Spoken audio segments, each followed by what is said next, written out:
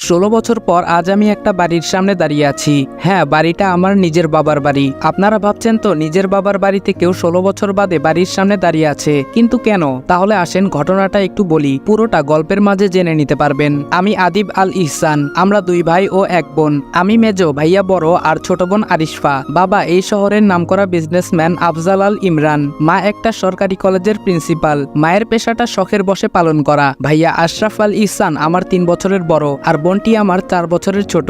ভাইয়া ছোট থেকেই আমাকে খুব একটা সহ্য করতে পারে না। যেহেতু বাবা মা দুজনেই ব্যস্ত মানুষ, তাই আমরা তাদের সংস্পর্শ খুব কমই পেতাম। বাসায় সার্ভেন্টরা আমাদের দেখাশোনা করত। এর মধ্যে আমাদের খেলাধুলা বেড়ে ওঠা হতে থাকে, আর ভাইয়া নানাভাবে আমায় অবহেলা করে, যেগুলো আমার ছোট্ট মনে অনেক খারাপ লাগতো। কিন্তু কিছু বলতাম না, সব চুপচাপ সহ্য করতাম। আমার এই চুপ করে সহ্য করাটা ভাইয়া আমার দুর্বলতা ভেবে নেয়, আর বাবা মায়ের কাছ থেকে আমায় নানাভাবে বকা খাওয়াতে শুরু করে। একদিন খেলার মাঝে ছোট বোন আরু ভাইয়ার কারণে ব্যথা পায়, কিন্তু ভাইয়া বাবা মা আসার পর দোষটা আমার ঘাড়ে চাপায়। যেহেতু আরুর আঘাতটা বেশি ছিল, তাই বাবা মা আমার উপর অনেক রেগে যায়। আমার কোনো কথাই না শুনে বাবা আমাকে অনেক মারে, আর মা উনি সামনে থেকে সবটা দৃশ্য দেখতে থাকে। মারা শেষ হলে উনারা আবার আরুকে নিয়ে ব্যস্ত হয়ে যায়, আর ভাইয়া সে আমার দিকে তাকিয়ে মুচকি হেসে চলে যায়। সেদিন আমার খুব রাগ হয়, রাগ করে বাসা থেকে বেরিয়ে যাই। আর আজকে আবার 16 বছর পর বাড়ির সদর দরজার সামনে দাঁড়িয়ে আছি, তবে বাড়ির ছেলে হিসেবে নয়। 2 মাসের জন্য এই বাড়ির একটা ঘর ভাড়া নিয়েছি। যদিও ভাড়া দিতে চাইনি, অনেক রিকোয়েস্ট করে ভাড়া নিয়েছি,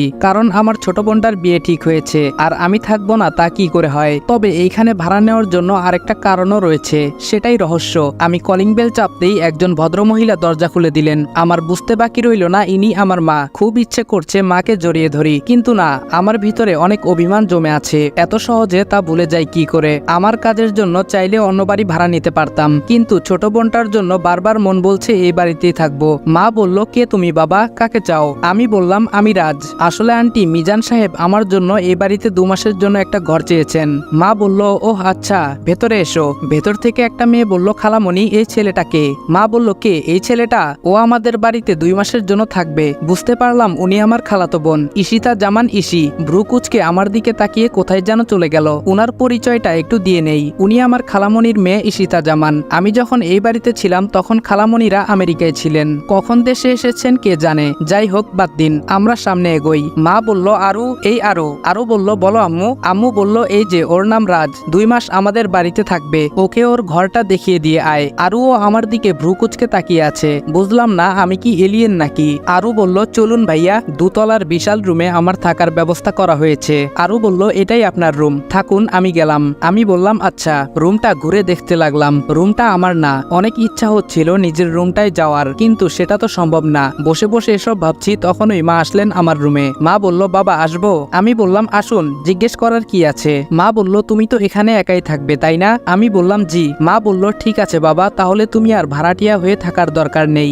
আমাদের সাথে থাকবে, কেমন? আমি বললাম, না। মা বলল, কেন বাবা? আমি বললাম, না, আমি খেতে পারবো না, আপনার কাছে কয়েকটা কথা বলতে চাই। মা বলল, হ্যাঁ বলো। আমি বললাম, আমার এই রুমে যেন কেউ প্রবেশ না করে, এই বিষয়টা আপনি সবাইকে জানিয়ে দিবেন, আর আমি শুধু এই বাড়িতে থাকবই। আমার খাওয়া নিয়ে আপনাদের চিন্তা করতে হবে না, আমি বাইরে থেকে খেয়ে আসবো। মা বলল, কিন্তু কেন বাবা? আমি বললাম, এত কিছু বলতে পারবো না, আপনি আমার কথাটা সবাইকে বলে দিবেন। মা বলল, আচ্ছা বাবা। উনি কথাটা মন খারাপ করে বললেন। আমারও ভেতরটা ছিঁড়ে যাচ্ছিল কথাটা বলতে, কিন্তু বাধ্য হয়েই বলছি। এত সহজে আমার পরিচয় দেওয়া যাবে না, আর মিশন শেষ হওয়ার আগে তো কোনোভাবেই কাউকে ঘরে প্রবেশ করতে দেওয়া যাবে না। যেহেতু এই বাড়ির খাবার খাবো না বলে দিয়েছি, তাই ফ্রেশ হয়ে বেরিয়ে গেলাম, কারণ প্রচুর খিদে পেয়েছে। পাশেই একটা ভালো রেস্টুরেন্টে গিয়ে দুপুরের খাবার খেয়ে বেরিয়ে পড়লাম। বাইরে এসে দেখি বাইক নেই। আমার বাইক কোথায় গেল? আজব তো। হঠাৎ মেয়েলি কণ্ঠে কেউ বলে উঠলো, বাইক খুঁজতেছেন? তাকিয়ে দেখি এ তো ঈশি। সে এইখানে কি করছে?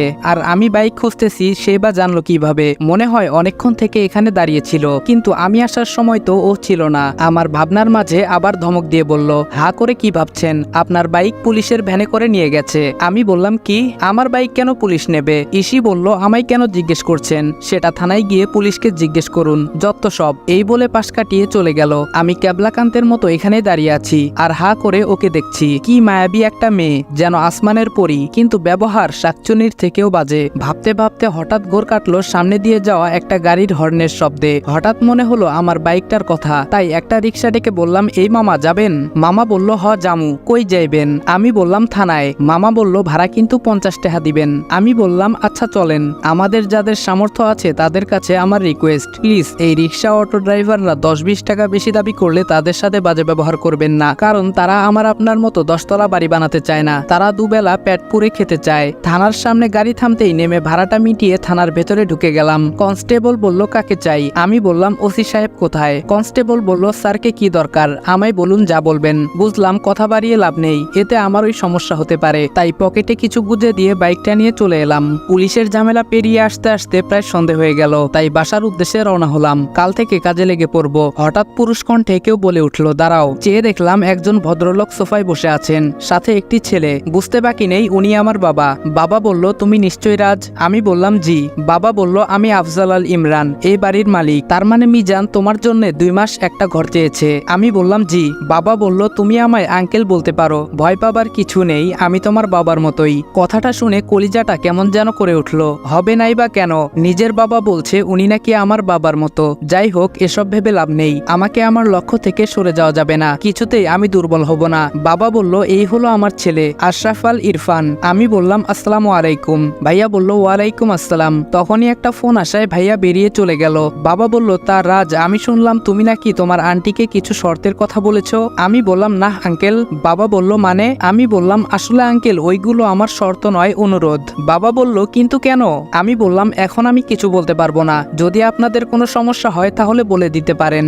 বাবা বলল ওকে শান্ত হও, মিজান আমার কাছে রিকোয়েস্ট করেছে, তা তো আমি ফেলতে পারি না, তাই তুমি এইখানে নিজের বাড়ির মতো থাকতে পারো। আমি বললাম ধন্যবাদ, এই বলেই চলে এলাম, কারণ তাদের সামনে দাঁড়িয়ে আমার মিথ্যা বলতে ভালো লাগছে না মোটেও। নিজের ল্যাপটপটা অন করে কিছু মেইল দেখতে লাগলাম। এর মধ্যে কে যেন বাইরে থেকে দরজায় নক করছে, শুনে ঘাবড়ে গেলাম, কারণ কার্ডটা আর কিছু সরঞ্জাম এখনো রুমে এলোমেলো হয়ে আছে। তাড়াতাড়ি এইগুলো গুছিয়ে জিজ্ঞেস করলাম বাহিরে কে? আরু বলল ভাইয়া আমি। বুঝতে পারলাম আমার কলিজার বোন, কিন্তু এত কাছে থেকেও তাকে আদর করতে পারছি না, জড়িয়ে ধরে কান্না করতে ইচ্ছে হচ্ছে, তাও পারছি না। আরু বলল ভাইয়া। ওর ডাকে ঘোর কাটলো। আমি দরজা খুলে দেখি আরু কোমরে হাত দিয়ে দাঁড়িয়ে আছে। আরু বলল কি করেন রুমের ভেতরে, কখন থেকে ডাকছি? আমি বললাম তুমি নিশ্চয় জানো আগামী 2 মাস এই রুমটা আমার, আর এইখানে কারো প্রবেশ নিষেধ। আরু বলল জানি বলেই এসেছি, এই রুমে আমার কিছু জিনিসপত্র আছে, ওগুলো নেব।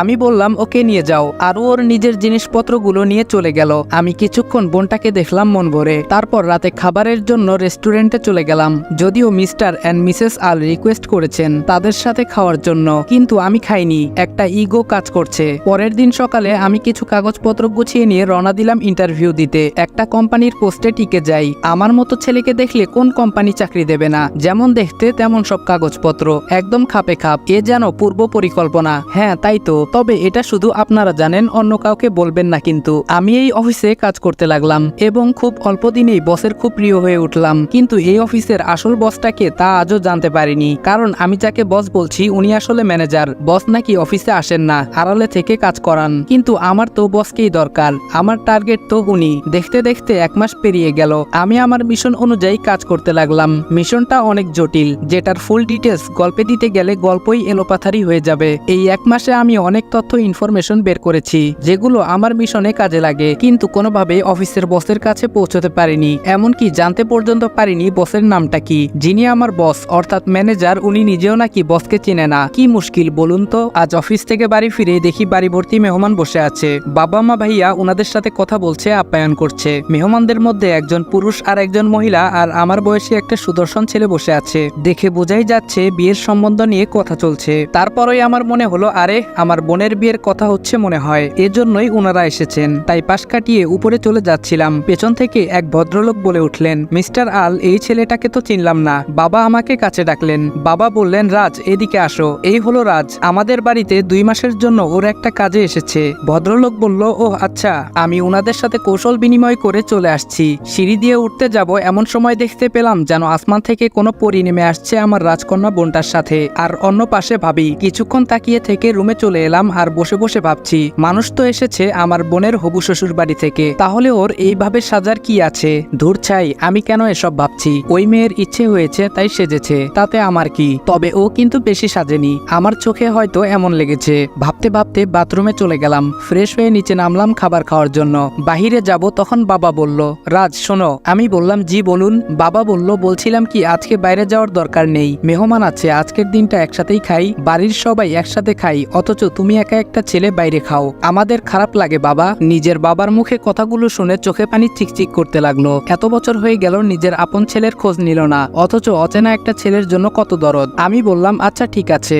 বাবা বলল তাহলে টেবিলে বসো, সবার সাথে খেতে বসছি। কিন্তু ইসি আসেনি, তাই ভাবি ইসিকে ডাকতে গেলেন। একটু পরে দুজন ফিরে এলেন, তবে খাবার টেবিলে আমায় দেখে কিছুটা চমকে গেল। তবে মেহমান থাকায় তেমন একটা রিয়াকশন দেখলাম না। খাওয়ার সময় সবাই টুকটাক কথা বলছে, যেগুলো আমি শুধু চুপচাপ শুনেছি, কিছু বলিনি। কথাবার্তা শুনে বুঝতে পারলাম আমার বোনের হবু শ্বশুর মশাই রৌফ চৌধুরী বাবার মতোই একজন বিশিষ্ট ব্যবসায়ী, আর হবুবর রোহান ওনার একমাত্র ছেলে। খাবার শেষ করে উঠেই যাচ্ছি, তখন ফোনটা বেজে উঠলো। তাড়াহুড়োয় উঠতে গিয়ে ইসির সাথে ধাক্কা লেগে যায়। দুজন একসাথে উঠতে গিয়ে কাকতালীয়ভাবে ঘটে যায় ঘটনা। আমি কিন্তু ইচ্ছে করে দেইনি। ধাক্কার টাল সামলাতে না পেরে ইসি কিছুটা ঝুঁকে যায়, তবে পরেনি। স্ট্রং বডি বলে কথা, কিন্তু পায়ে কিছুটা আঘাত পায়। আমি সেখান থেকে ডোন্ট কেয়ার ভাব নিয়ে ফোন হাতে সোজা রুমে ঢুকে যাই, আর সবাই আমার যাওয়ার দিকে তাকিয়ে থাকে। ফোনটা ছিল আমার সিনিয়রের, যিনি আমায় এই মিশনের দায়িত্ব দিয়েছেন। আগামীকাল আরো কয়েকজন যোগ হবে আমার সাথে, সেটা না হয় কালই দেখা যাবে। আমি ল্যাপটপে কাজ করছি। এটা যেহেতু প্রেম নিয়ে গল্প, তাই কাজের জটিল ডিটেলস মাঝখানে ব্যাখ্যা করছি না। হঠাৎ করে মনে হলো তখন ইসির পায়ে ব্যথা পেয়েছিল।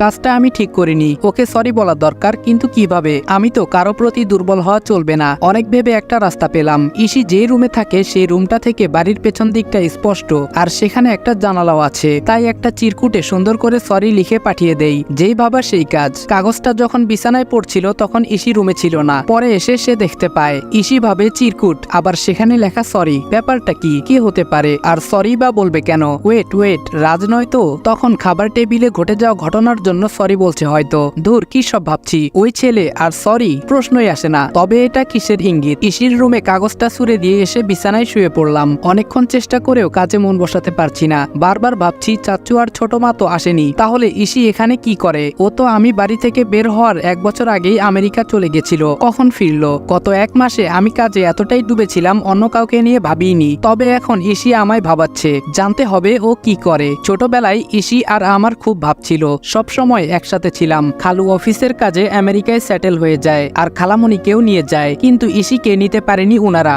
এত ছোট্ট ইসি কান্না করে বাড়ি গরম করে দিয়েছিল। আমায় ছেড়ে, আমাদের ছেড়ে যাবে না, কিন্তু এর 2 বছর পর ঠিকই জোর করে নিয়ে যাওয়া হয়। ইসি চলে যাওয়ায় আমি আরো একা হয়ে পড়ি। এর সাথে যোগ হয় ভাইয়ার অত্যাচার আর বাবা মায়ের অবহেলা। আচ্ছা, ইসি কি দেশে আসার পর একবারও জানতে চেয়েছিল আবিদ কোথায়? ও কি আমাকে খুঁজেছিল?